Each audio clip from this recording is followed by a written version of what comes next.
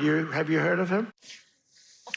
All right, so we all know former President Obama is one of President Trump's favorite punching bags, but is there more to the story? Fresh off opening his $850 million eyesore of a presidential library, the former commander-in-chief has a theory on why 47 keeps coming after him. I obviously, have a room in his head. Rent-free. You do everything with grace. A suite in his head. But the thing about it is that was always clear to me. Look, first of all, when I was president, the last thing I had time to do was worry about what somebody said, or what my predecessor did. Mm-hmm. They're gone.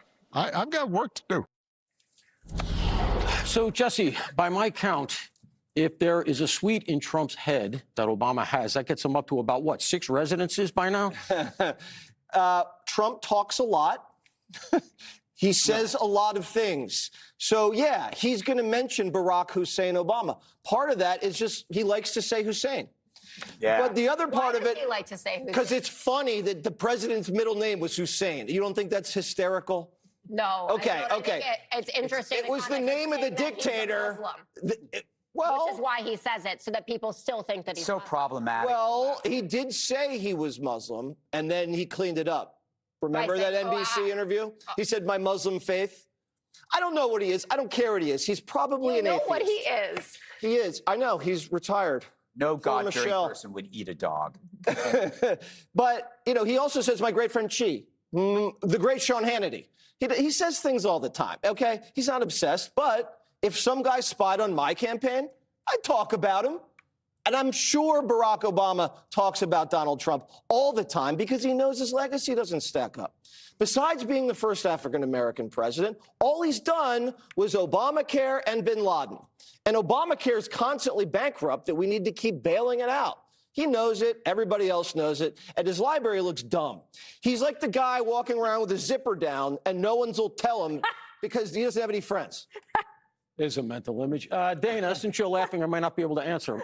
If Obama has a suite in Trump's head, Biden would have a whole floor. Isn't it because the idea here is that Trump is undoing stuff that came before? I guess so. And also, nobody paved the way more for President Trump than Barack Obama. Exactly. Right? So basically, if you remember what Obama said about Romney and Paul Ryan, basically it was like you're Hitler and Mao and Stalin all put together, and you want to kill Americans and throw them off the cliff. Yeah.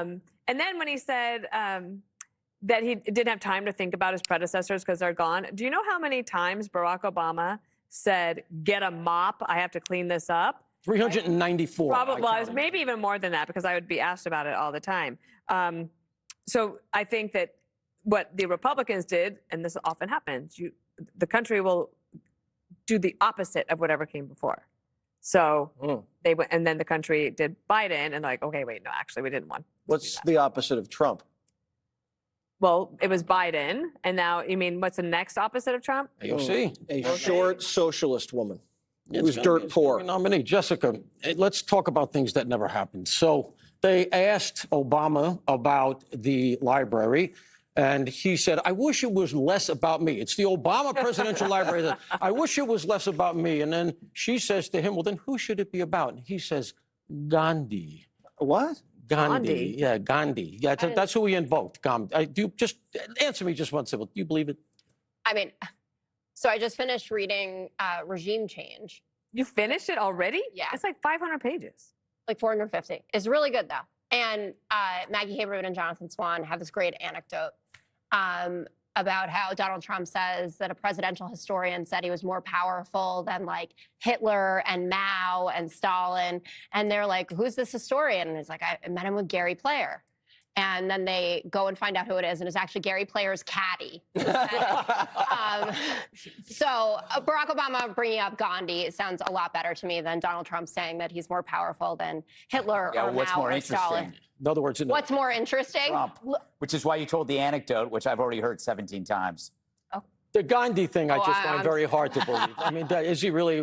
I wish my own library were more about Gandhi. I mean, come on. I mean, really? I mean, are we at that point? Greg, take us home. I have a couple of things I want to say. Number one, it's when you're a successor, it's always kind of normal to think about the person before you as the most powerful name at Fox, I still think about O'Reilly. Once in a while, my thoughts will just go back to me going in on the O'Reilly Factor with Bernie sitting there, O'Reilly looking at me, giving me guff, telling me to keep it pithy. I think about Tucker constantly. Exactly. But here's the deal. When people say they accuse you of living in their head or, ooh, I must have touched a nerve, it's always after they initiate something.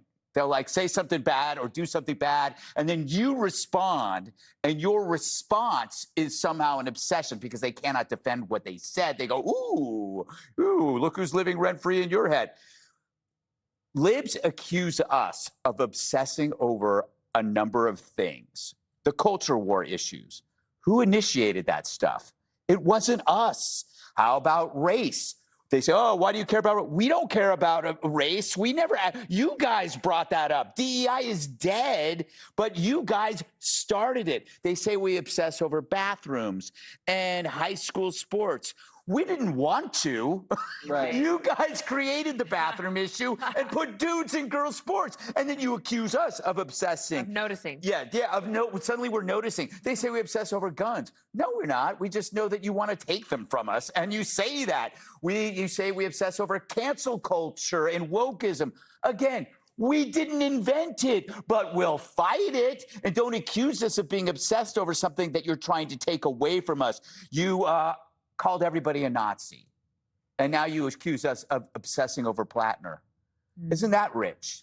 I'll stop there. I think I proved my case. Well, let's recognize something, too. You need ID to get into Obama's building, into that library, right? So Is that like a you got to have like ID. all the fake voter fraud? So let's put the voting booths inside the Obama library. Don't give them any ideas. All right, coming up next, Supergirl went super woke. Now the box office may go super broke. Be sure to like and subscribe for all the Fox News latest on YouTube and catch full shows streaming now on Fox One.